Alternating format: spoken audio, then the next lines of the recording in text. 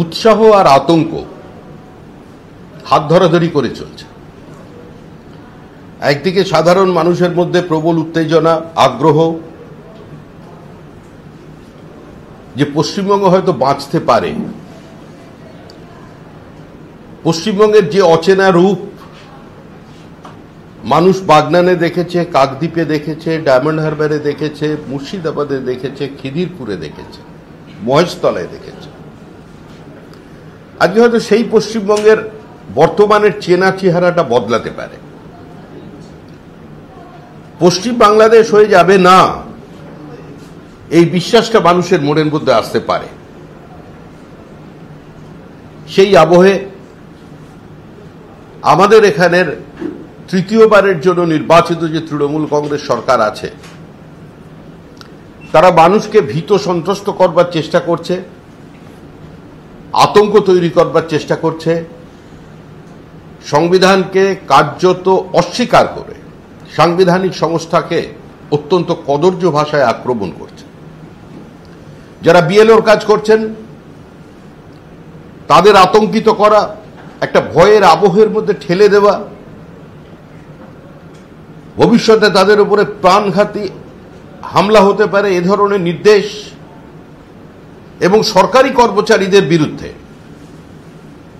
বিএলওদের বিরুদ্ধে, নির্বাচন কমিশনের বিরুদ্ধে কিছু ধর্মান্ধ মানুষকে খেপিয়ে তোলার এবং সর্বশেষ তার মধ্যে দিয়ে বিভাজনের রাজনীতি করে কনসলিডেটেড ভোট ব্যাংকে সুরক্ষিত করার যে প্রচেষ্টা তৃণমূল কংগ্রেস করেছে, আমরা বিশ্বাস করি পশ্চিমবঙ্গের রাজনীতি সচেতন মানুষ সেটাকে প্রত্যাখ্যান করবে।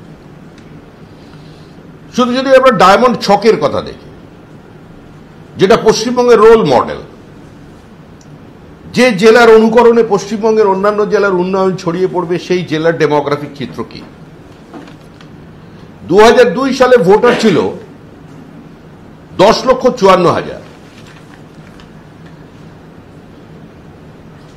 আজকে ভোটার লিস্টের যে চেহারা, তাতে প্রায় 19 লক্ষের কাছাকাছি এখানকার ভোটার পৌঁছে গেছে। 2002 থেকে আজকের যে অবস্থা, সারা রাজ্যে যদি জনসংখ্যা বৃদ্ধি দেখা যায় সেটা 4%। ডায়মন্ড হারবার এবং জয়নগরে এই বৃদ্ধির হার হচ্ছে 8%। 2002 সালে হিন্দু ভোটারের সংখ্যা ছিল 7 লক্ষ। 2025 সালে হিন্দু ভোটারের সংখ্যা হচ্ছে 11 লক্ষ। 2002 সালে মুসলিম ভোটারের সংখ্যা ছিল 3,40,000। আজকে মুসলিম ভোটারের সংখ্যা হচ্ছে 8 লক্ষ ডায়মন্ড হারবার লোকসভা কেন্দ্রে। 7 লক্ষ হিন্দু ভোটার ছিল 2002 সালে, 11 লক্ষে দাঁড়িয়েছে। 7 লক্ষ থেকে বেড়ে 11 লক্ষ। স্বাভাবিকভাবে জনসংখ্যার বৃদ্ধি হয়েছে, নতুন ভোটার যুক্ত হয়েছে। হিন্দু ভোট সংখ্যা পৌঁছেছে 11 লক্ষে। মুসলিম ভোট সংখ্যা ছিল 3,40,000 2002 সালে, সেটা বেড়ে দাঁড়িয়েছে আজকে 8 লক্ষে।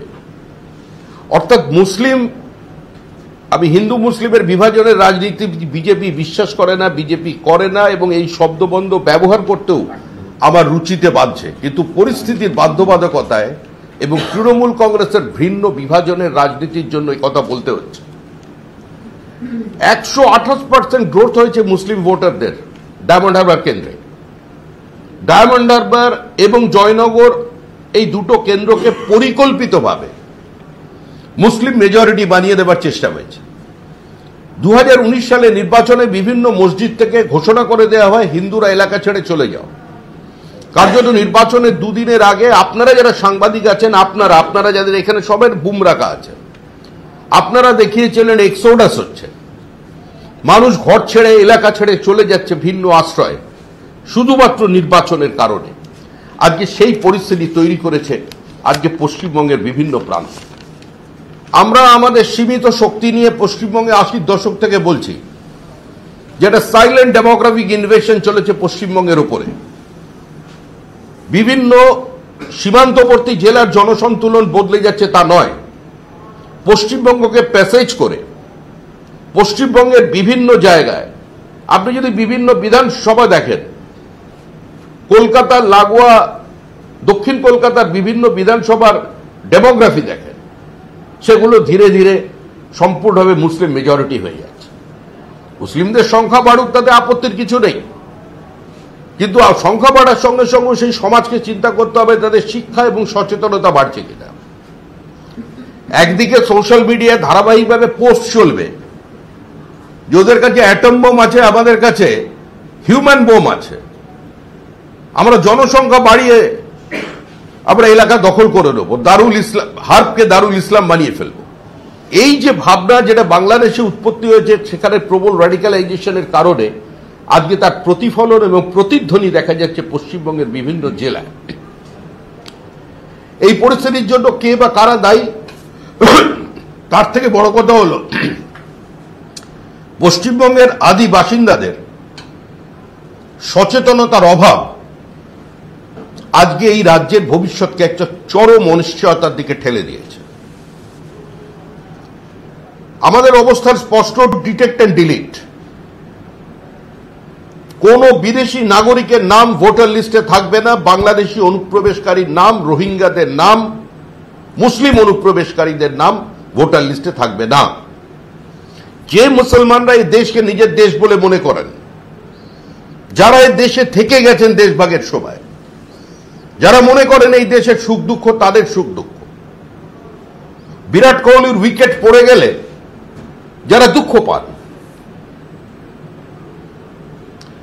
যারা বুমরার বল ঠিকমতো সুইং না করতে পারলে চিন্তিত হয়ে যান তার পায়ের ব্যথা নিয়ে, যারা এখনো নজরুলের কবিতা পড়েন, যারা এস ওয়াজেদ আলীর কথা বলেন, সেই মুসলমানদের সঙ্গে বিজেপির কোথাও বিরোধ নেই। প্রশ্নটা হিন্দু কিংবা মুসলমানের নয়, প্রশ্ন হল একটা মানসিকতা। যে র্যাডিক্যালাইজেশন সারা পৃথিবীর মানব সভ্যতার একটা শত্রু হিসেবে দাঁড়িয়েছে, যে ক্যান্সার টু হিউম্যান সিভিলাইজেশন, আজকে সেই চিন্তা ভাবনাকে,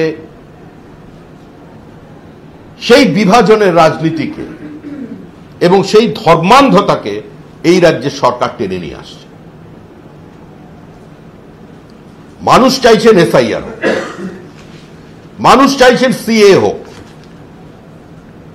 কংগ্রেস যেটা ঘোষণা করে, কংগ্রেস যেটা স্বপ্ন দেখে সেটা বাস্তবায়িত করতে পারে না।